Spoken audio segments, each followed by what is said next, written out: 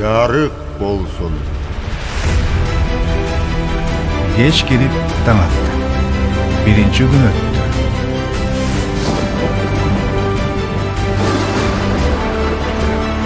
Мен сенин ата-бабаңдын, Ыбрайымдын, Ысқақтын, Жакыптын кудайы. Sen үчүн 7 уулдан артык болгон келиниң төрөп берди. Тууралууга бармага жетти.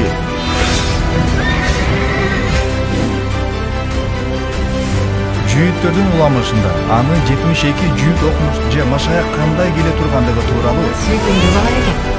Ал тургай, жеткилең десең болот.